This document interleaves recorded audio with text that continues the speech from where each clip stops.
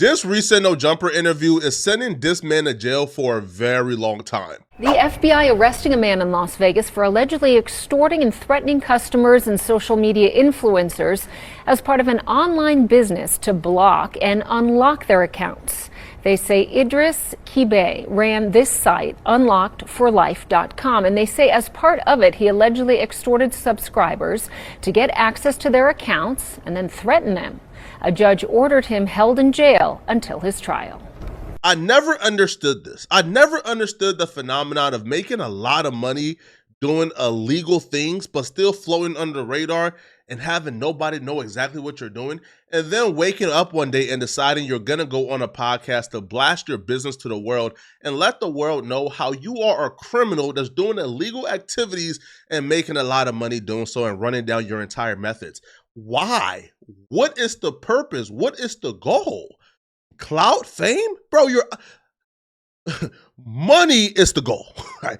To get rich is why people get famous and get clout. If you already got the money, why are you chasing clout? This guy, Idris Kadiba, is the worst of the worst, bro. You've never met a clout whore worse than Idris Kadiba, bro. He's so sick in the head, and I think Adam spoke on this on another podcast as well, how he came in for a No Jumper interview. You know, he has no clout, right? So obviously the interview wasn't going to do a lot of numbers because, you know, he's not that interesting and he has no clout. He's a nobody. So what he decided to do was he decided to buy views for the podcast. And you could tell he bought views for the podcast because like the likes in the comments don't even match, bro. 300,000 views, 540 likes, like be for real, right?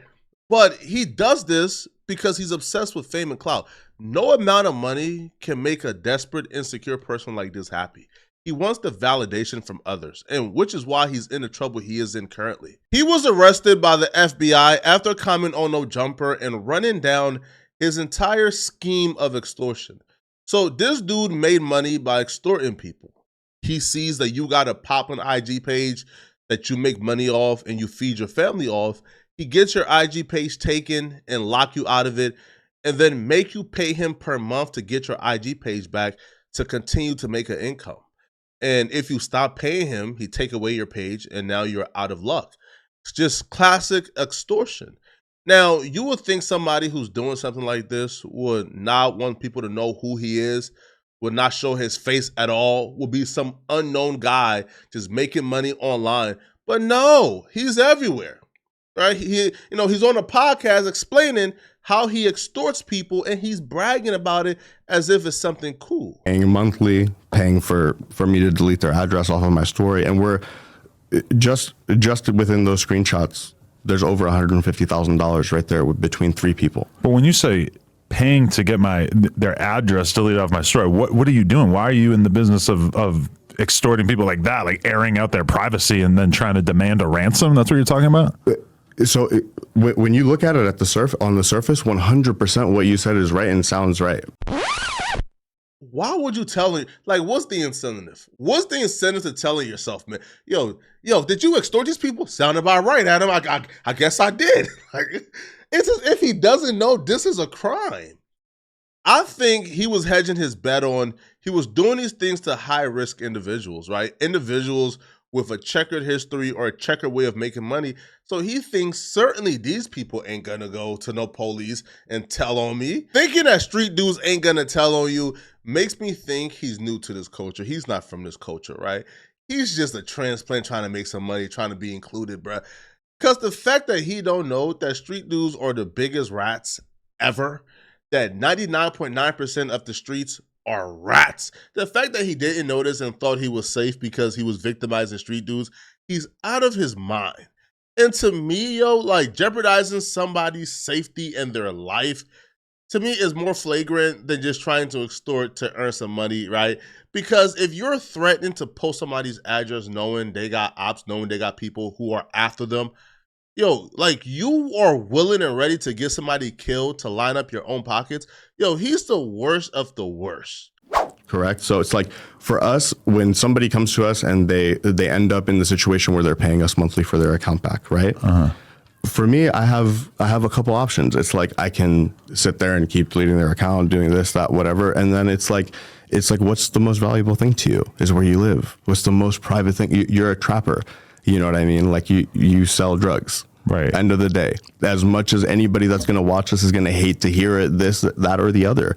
You are a trapper. Your address is going to be public. Yo, this pipsqueak, bruh. Yo, I'm so glad he's behind bars, man.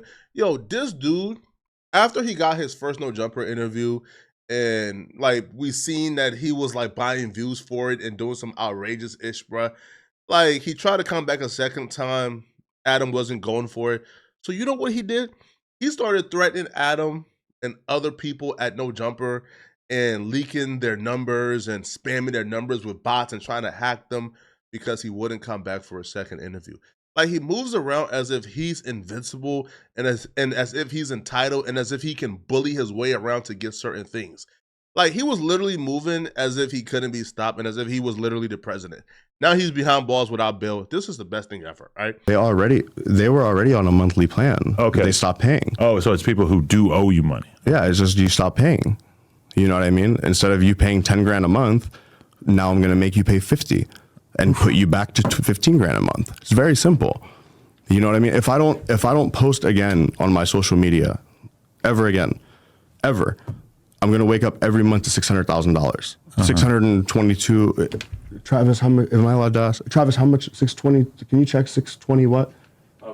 A month? Around that. I don't want to give specific numbers. Around. He was banking in $600,000 a month from this. And instead of disappearing, going ghost, he was desperate for clout and attention. He wanted to be on podcasts to get known. Bro, you rich. Like, go away. Like, bro, enjoy doing crime in peace. But it looks like everything he said during this interview was used against him because apparently the feds were already looking at him after getting a couple of complaints for extortion. So this interview essentially just sealed his entire fate. Like, and we got the indictment and we're going to unseal it. In the indictment, the feds referenced his No Jumper interview in which they stated on January 18, 2024, Kiba appeared on a podcast called No Jumper hosted by Adam22. During the podcast, Kiba outlined an extortion scheme he has perpetrated against victims. Kiba stated he profits by locking victims out of their social media accounts on Instagram and charged the victims to unlock the account. Kiba stated he has over 200 people who pay him monthly to maintain access to their accounts, claiming he makes more than $600,000 a month. During the podcast, Adam22 stated, well, it strikes me that smart people, no offense, Cali Plug, but I feel like the smart people would not admit that they spent money on it because like I've talked to stars who have told me that they've paid to get it back 20 times over and over and over. They just have to keep paying to get it back. And I'm like, you realize what's happening to you, right? Like the same person that's getting you back is the same person who's, you know, getting it locked. Now, Kiba, while Adam is explaining this, he interrupts Adam and tells Adam, yeah, you're getting extorted. So he admits he's getting extorted, right? Now, here's the thing. The No Jumper interview wasn't the only thing the feds are using, right, to send this dude to jail for a very long time, obviously, right? Because this dude was absolutely caught in 4K, literally trying to murder somebody because they won't be extorted by him. There's a couple of victims listed in this indictment, so let's run through it. The first victim is the CEO of Cali Plug. Now, apparently the CEO of Cali Plug found out about him and heard he had some plugs with Instagram, so he hit him to get a specific username. Now, Kiba tried to overcharge him, right? He wanted to charge him like $4,500 to get the particular username. And, you know, the CEO of Cali Plug, JT, said, nah, I'm good, bro. I'm not trying to pay no $4,000 to $5,000 for a username, bro. Like, I'm straight.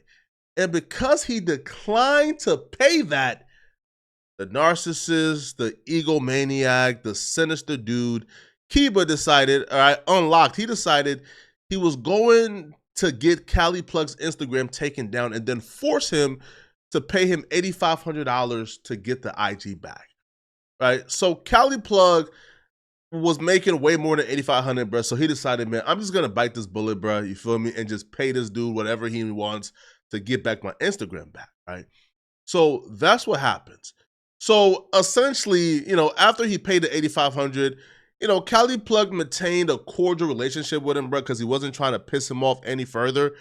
So what took place was, you know, on August 2023, they're cool. They maintain, you know, a stable relationship. Kiba asked Cali Plug JT if he would promote his Instagram on the Cali Plugs IG, right? So JT agreed. But what took place was after Cali Plug promoted his IG on their page, he got a lot of customers who were fans of Cali Plug. And when those customers dealt with Kiba, they went through the same hell that Cali Plug went through. They started getting extorted and threatened by Kiba.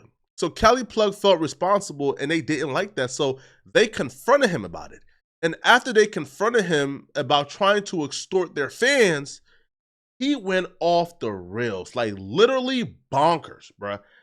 Yo, he started DMing or messaging Cali Plug's family members, dropping their address, saying every family member today, Joshua Len LL, what a gay middle name. This Joshua's sister, right? Amanda, dropped their address and she put, who is this?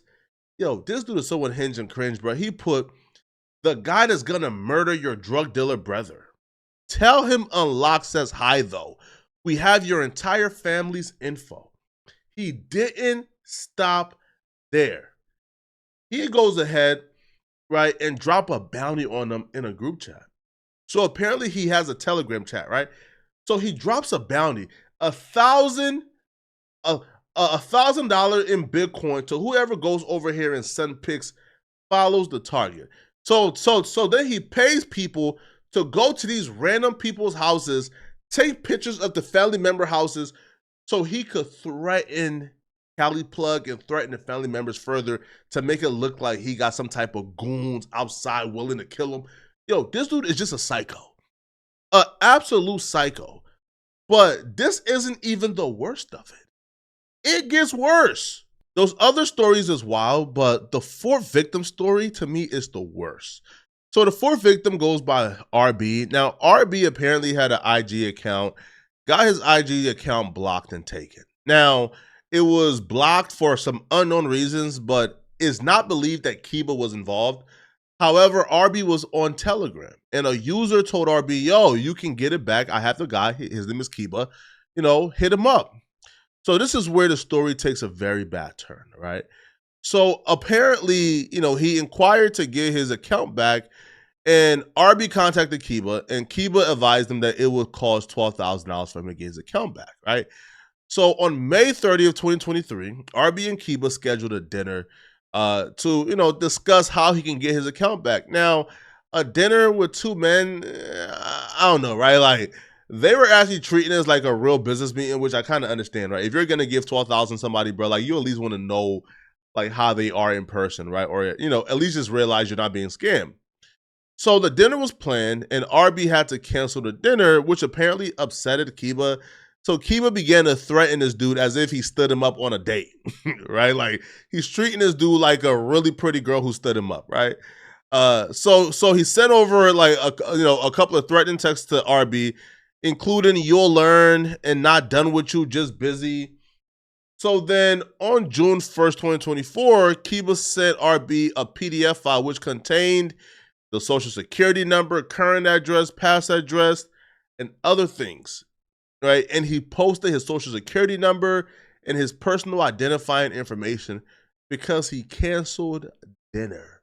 Yo, these dudes are psychotic. Absolutely psychotic, right? So apparently this is when like the feds got involved, right? Because RB went to the police. He wasn't playing. He went to the police. And he also filed a restraining order against Kiba. Now, what's even more odd, right, is after filing a restraining order, Kiba Unlock became aware the restraining order was filed. This man thinks he's so above the law that after a restraining order got filed, you know what he texted RB? He told RB, right, he texted from his burner phone stating, "Cute restraining order. Last I checked, you're still gonna die." And then on the Telegram account, he posted $50,000 reward for whoever sleeps BO this week.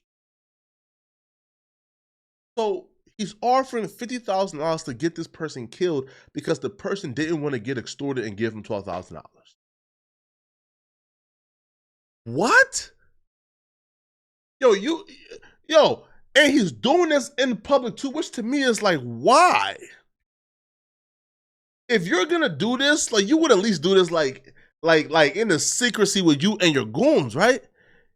But the validation, the attention, the clout matter to him more than his own freedom. As you can see, look at him, right? Stay tuned for his home addy that he thinks is so secret. Posting the method he uses to spoof fake numbers from dead people. Man, come on. Now, apparently RB or BO or whatever that man's name is, apparently he was also a finesser as well. So it looks like the finesser finessed the finesser, right? Or the finesser and the other. But nonetheless, it's stuff like this that helped got him indicted. So the No Jumper interview, like in reality, bro, was probably a small portion of it. But I feel like, yo, if you're going around, bro, like putting 50,000 on people's head, bro, because they won't let you extort them, bro, you just asking for jail. Before reading the indictment, I was kind of confused as to why he wasn't granted bond because it didn't feel like it was too serious of a situation. But after reading the indictment, you can see why he wasn't granted bond, bro.